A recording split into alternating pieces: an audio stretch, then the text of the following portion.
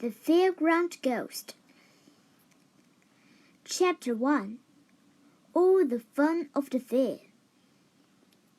On Friday, Jack Herbert saw a poster on his way to school. The fair was in town. That sounds fun. That night, Jake was so excited he could hardly sleep. The next day was Saturday. At last, he could go to the fair. But first, he had to find someone to go with him. I think I'll ask Dad. Sorry, Jake, I'm busy. Oh, Dad, please. Dad wasn't even dressed. How could he be busy? Dad shook his paper at Jake. Jake tried his mother. Will you take me to the fair, please? Sorry, I can't, Jake. There were 70 great attractions, Jake told her. And I got 70 great piles of washing to iron, she said. Why not ask your sister? Jack made a face. His sister Marcia spent the whole time on the phone. But he had to find someone to go with. He went to ask Marcia. Will you take me to the fair, Marcia? Maybe. I'll just call Brad. Brad was Marcia's boyfriend. Jake groaned. She could be on the phone for hours. But it's open now, Jake said. Marcia glared at him. It shuts at 10, Jake added. Shh, said Marcia. Shh, I can hear Brad. Jake held his breath. He counted to 10. He counted to 10 again. At last, Marcia looked up. Okay, Pest, she said. We'll take you. Hooray! Jake ran to his piggy bank and shook out the coins. He was going to the fair. Chapter 2. Ghost Train. Jake, Marcia, and Brad walked into the fairground. Lights flashed. People laughed. 20 different pop songs played out at once. Look over there! Marcia and Brad headed straight for the Tunnel of Love. Yuck, said Jake. That's silly. Jake wanted something scary. In fact, Jake wanted something really scary. Jake found a sign which pointed to 5 attractions. He knew the ride for him. The ghost train. It sounded perfect.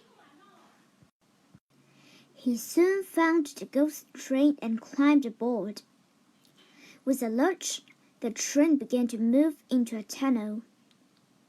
Suddenly, the train was in darkness. Glowing ghosts and scary skeletons jumped out of the blackness. People shrieked. The ghosts moaned back. Jake was delighted.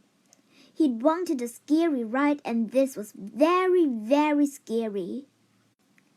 He was so busy watching a vampire leap from its coffin. He didn't see what was lurking behind him. Jake screamed. He was so scared his goosebumps had goosebumps. Then the train went around the final bend and out popped a little ghost.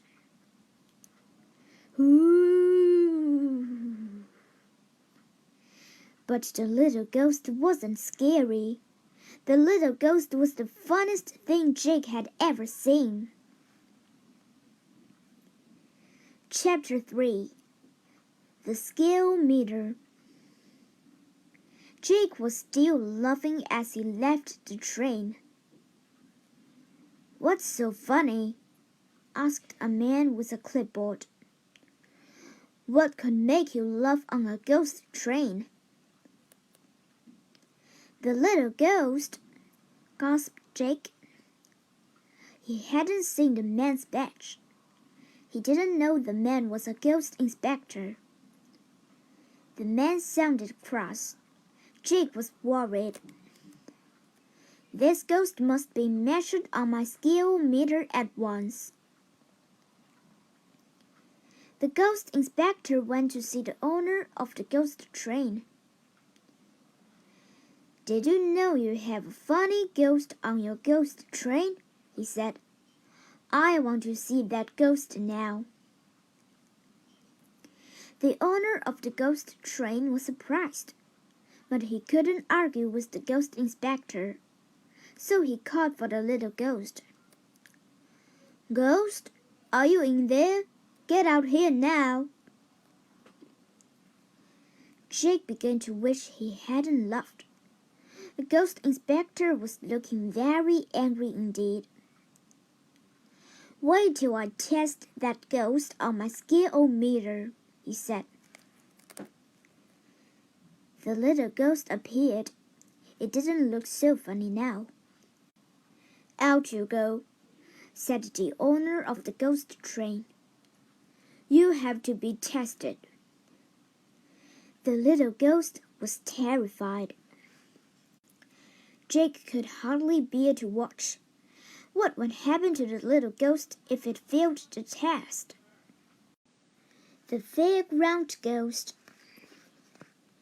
Chapter 4. Ghost Test.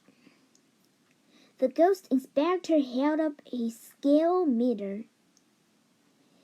"Be as scary as you can," he said to the little ghost. The little ghost took a deep breath and screamed, "Blah!" The arrow on the scale meter quivered. Was the little ghost scary? The inspector checked. "Just as I thought," he said. "Not scary at all." "Get out!" the owner of the ghost train shouted at little ghost. "And don't come back." "No funny ghosts allowed on my train," he added. "Quite right, too," said the ghost inspector. "Funny ghosts indeed. Whatever next?"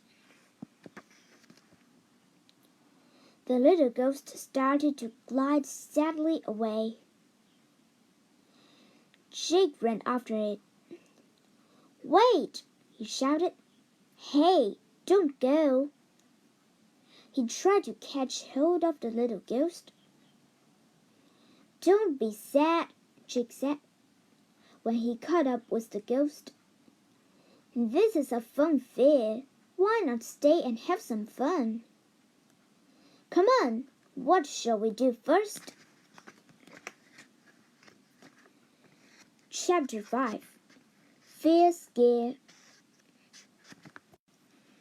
Jake decided to take the ghost for a ride. No one could be sad on a merry-go-round. Jake was right. The little ghost wasn't sad. It was scared to death. Jake decided to try the roller coaster instead. The little ghost wasn't sure. "Well," it said. Jake dragged it along. "It's so exciting.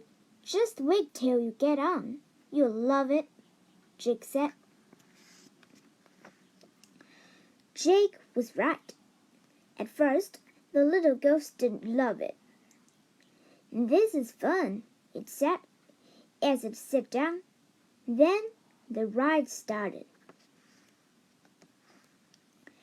Jake was thrilled. They curved around corners and looped the loop. He whooped with delight. The little ghost did not whoop. It turned green. Jake waved to everyone in the fairground below. The little ghost couldn't look. For the rest of the ride, it kept its eyes shut tight. Whoopee!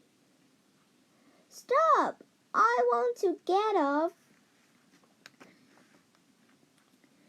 The little ghost left the roller coaster a very sorry spook. Jake thought hard. He had to cheer up his new friend. But how? Just then, he had an idea. I've got it. Follow me. Chapter 6. A huge, scary ghost. Jake was so excited, he started to run. The little ghost pulled back. Where are we going? It asked. Promise it's not scary. I promise, said Jake. Now close your eyes, he added. Are you sure it's not scary? Asked the shivering spook. No scarier than you are, said Jake.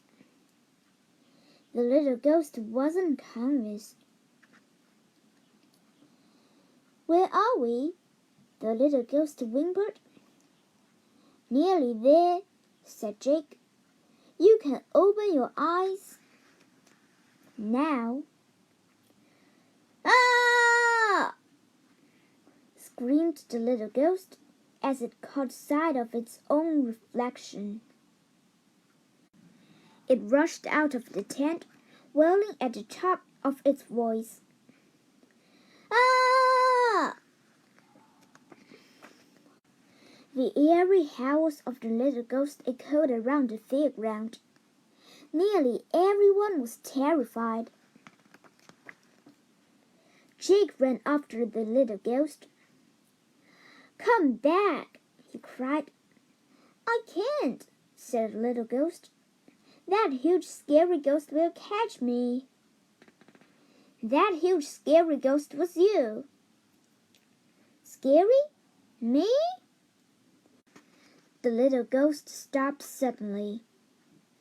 Was Jake right? That scary ghost was me? Really? Are you sure? Me? It babbled.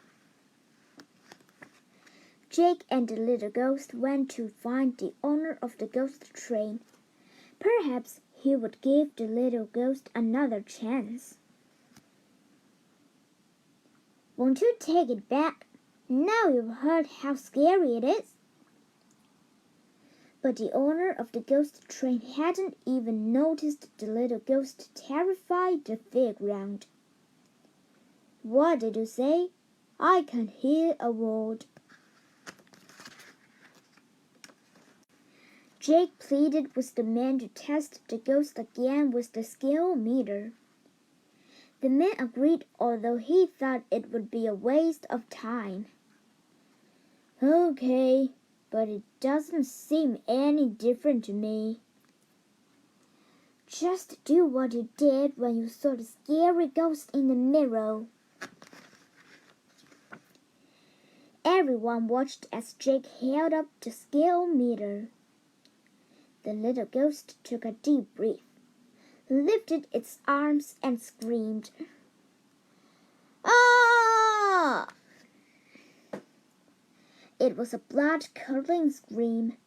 Even Dracula was scared. The ghost inspector had to admit that the little ghost was terrifying. The owner of the ghost train was delighted. Look at that, he said to the ghost inspector. Welcome back, he said to the ghost. You'll be the new star of the show. Everyone was delighted to have the little ghost back. Well, almost everyone. was the little ghost back and scarier than it had ever been. The ghost train came to visit right in the fairground. People stood for hours just to see the little ghost. Some people were so scared they came out looking like the zombies inside. Then they staggered around the fairground with their knees knocking before going back for another turn.